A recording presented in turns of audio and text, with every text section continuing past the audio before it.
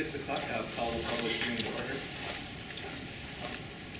This is a public hearing of the Cedarburg School Board and is a public meeting. Prior notice having been placed in the district and additional copies were forwarded to the news graphic and the Milwaukee Journal. Please join me in the pledge of allegiance.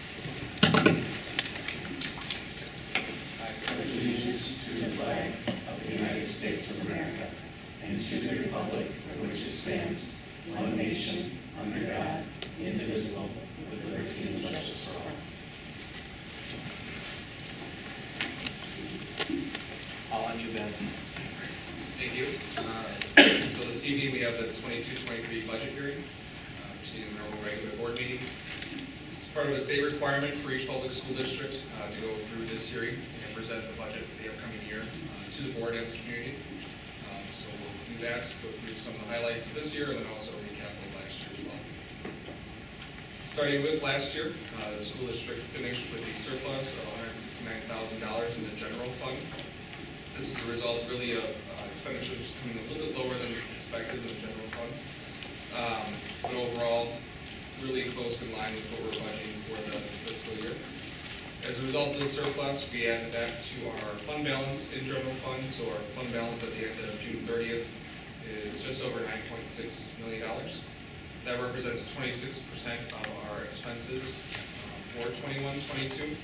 Board policy pretty much sets us at 50% or higher fund balance, so to be at 26% is a good spot to be in, and allows us to have funds set aside in case we have an emergency or unplanned expense. However, that is not enough for us to cover our cash flow for the entire year. That fund balance number really is a number we use at the end of the year to pinpoint really assets minus liabilities at that point in time.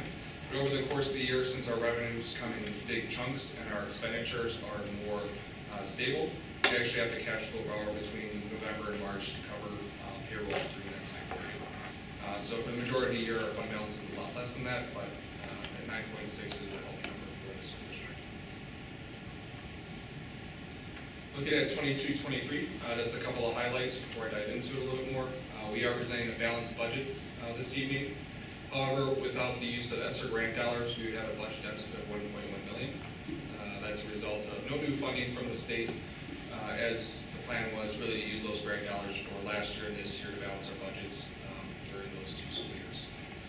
As for those ESSER grants, we received 3 rounds of them from the federal government. Round 1 we've used and spent really about 2 years ago. ESSER 2 we've mostly used, we have a little bit left that we'll claim this year. And then ESSER 3, we plan to use just over $1.2 million for that to balance our budget this year.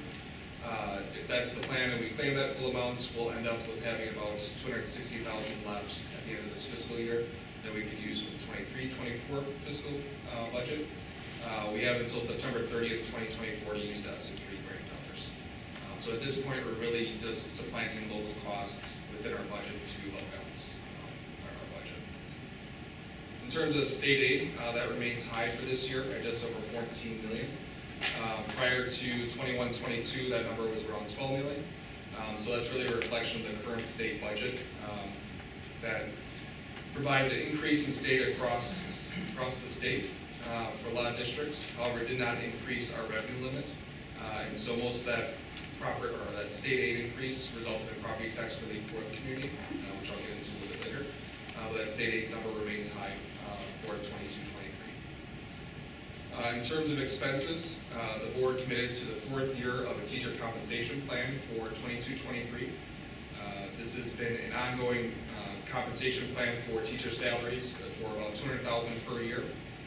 So as a result of the 4th year being implemented this year, that's over $800,000 invested into teacher salaries above inflation to help with retention.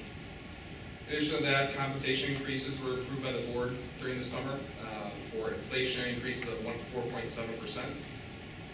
Normally, this is a more routine number we look at, since the numbers last 10 years have been below 2%, below 1% in most cases. So this is a high number, one of the highest numbers we've seen in a long time. But for the board to commit to that full 4.7% helps us with attracting and retaining our staff within the system. And then Fund 46, we have a deposit scheduled for this year for $500,000. This would be in addition to previous year deposits we've done to bring that total balance to just over $2.15 million by the end of this year.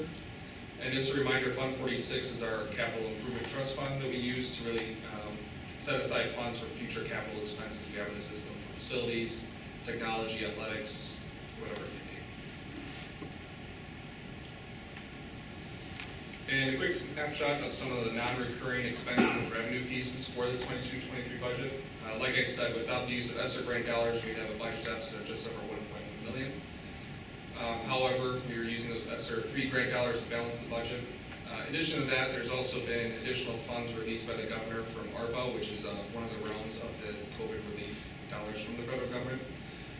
So we're receiving $272,000 from that allocation. All districts are receiving it this year. And that's based on per pupil, so amounts are a little bit different per district.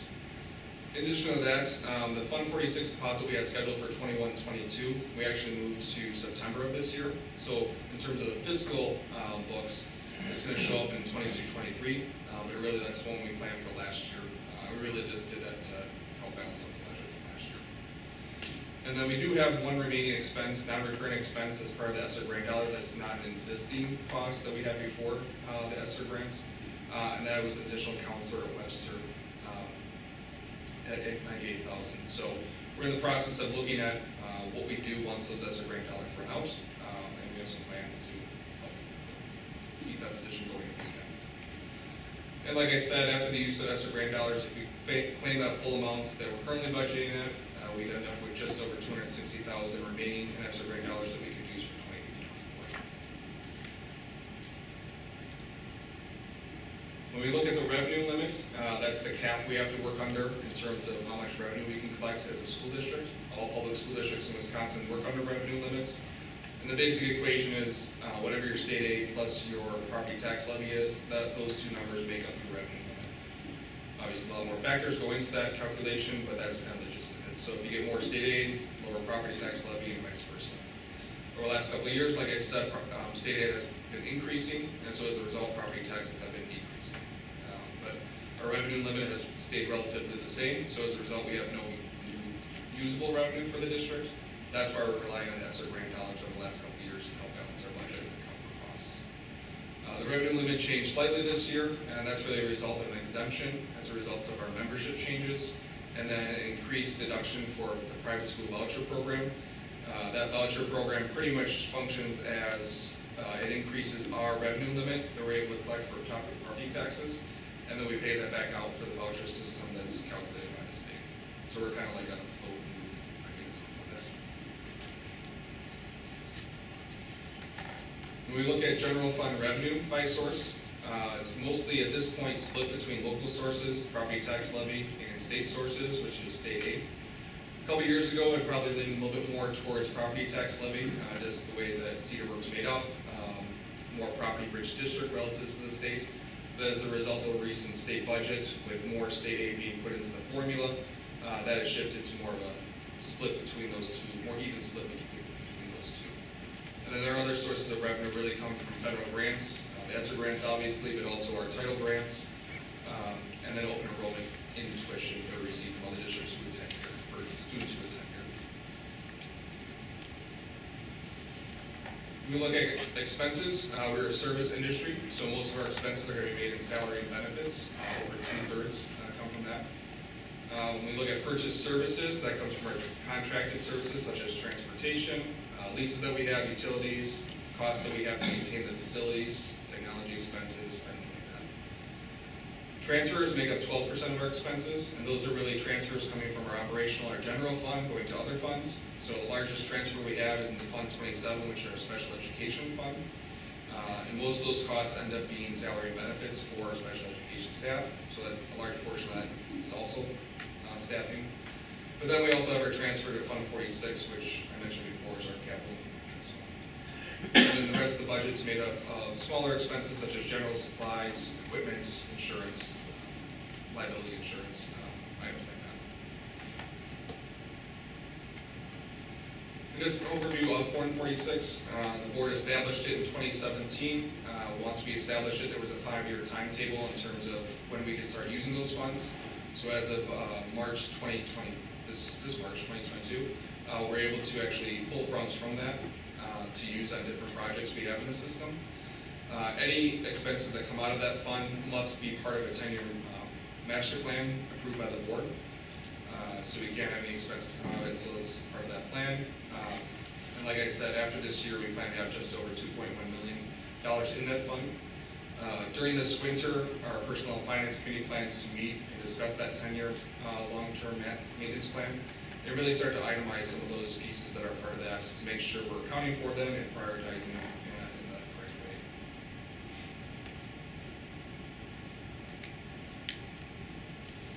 way. Looking at membership, we took a slight dip this year, and that's really a result of a senior class that was large that graduated, being replaced by a smaller one. So overall, the high school enrollment dropped by about 30 students. And then a small 4K class. And so our average 4K classes have been around 140 to 150. This year it's around 125. So those two pieces together resulted in a drop in enrollment. All the cohorts going through the system did increase or remain flat, and so we're still seeing growth there. So we're hoping this is just kind of a blip, a smaller class going through the system. And 4K is really a hard one to determine too, just because sometimes parents will wait till kindergarten to introduce their children to the system rather than 4K, since 4K is not required. Looking at property values, so our district makes up it's made up of 6 municipalities. The town of Cedarburg and city of Cedarburg are the two largest, obviously. They make up over 90% of our property valuation in the district.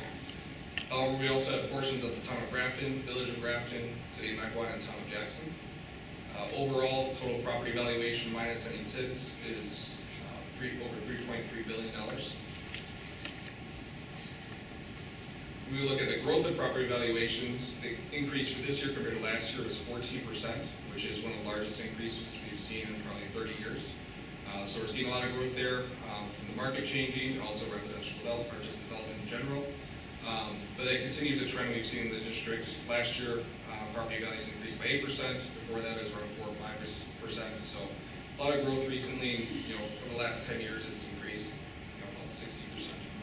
So a lot of factors go into that, but when you have development, new growth, and also market growth as well, you're going to see that. So the result for the district, it doesn't provide us with any new revenue or new usable revenue at all. It really is the biggest impact it has is on the tax levy and what that does. It provides a larger tax base. It can impact our state aid, but in terms of the district and amount of revenue we receive, there's no impact there. As for the tax levy rate, so the tax levy rate is really an equation based on our total tax levy factored against total property valuation. So as the property valuation grows, that tax levy rate typically decreases with all else being equal. Another factor playing into that, like I said, is the state budget, which over the last 2 years has increased the amount of state aid we receive by about $2 million per year. So those two factors have led to decreases in our tax levy rate this year and last year. Last year, it dropped from $8.79, a rate of $8.79 to $7.43. And this year, the tax levy rate we're proposing is a drop again by 13% to $6.50. Over the last couple of years, it's dropped 26%, so that's good to see. Over the last 10 years or so, the tax levy has been stable to dropping, so that's, since 2013, it's dropped about 35%. So continued stabilization and decline in the tax levy rate is good to see. A lot of factors play into that, but the fact that helps our community. What's even bigger achievement from that is the fact that the community approved a $59.8 million referendum, and these debt payments are included with that tax levy rate too. So even with that referendum being approved, we're still able to manage the tax levy rate and actually see a decrease in the last couple of years. So as a recap, fund balance is at $9.6 million as of June 30, 2022, which is 26% of our expenses. We are presenting a balanced budget this evening. That's mostly used from the use of ESSER grant dollars, which are supplanting local costs. The tax levy rate we're proposing would be a 13% drop from last year, going from $7.43 to $6.50, so a 93-cent drop. Membership decreased by 39 FT for 22-23, so it brings to 2,951 FT for this year. And at the end of the year, we do have a plan to have a balance of just over $2.1 million in Fund 46 with a $500,000 deposit scheduled for later this year. So that's just a brief summary of the 22-23 budget. There's a lot more detail in the budget hearing packet, 40 pages. Goes into a lot of detail in terms of all the things I mentioned with the tax levy rate, property evaluation, state aid, but also expenses and revenue broken down into different categories and functions and whatnot. And with that, I'll take any questions.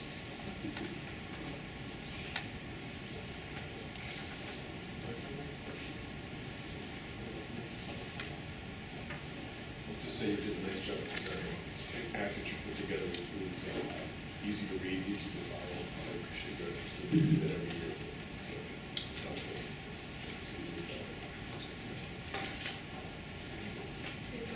It's something that you work on the whole year round. You should have a lot of work.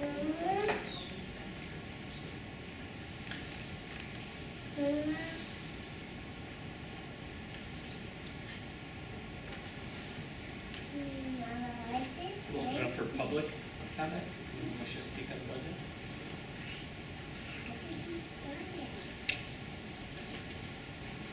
Any public comment? Not seeing any? None? Yeah, I could come up for them. Please.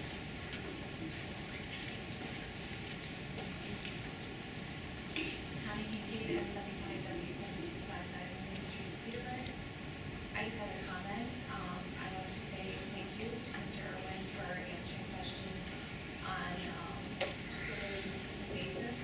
It is expansive. I think it was 30 pages, maybe plus another page, but 40 pages regardless. And it's really appreciated that it's available to see on the agenda ahead of time so that if people do have questions, they can send them. And I don't think I, as a parent, have the expectation that someone is going to reply right away, but Ben always does, and I appreciate that tremendously. Even if he doesn't have the specific answer, I always have a direction of who to ask next, and I think that's really important as far as communication. So later in the evening, even if I say I don't agree with the recommendation, I still always appreciate the effort that's taken on Ben's level. So that's my comment. I don't have any specific questions. Thank you. Any other public comment? Any other board comment? If there isn't any board or public comment, we will close the public hearing.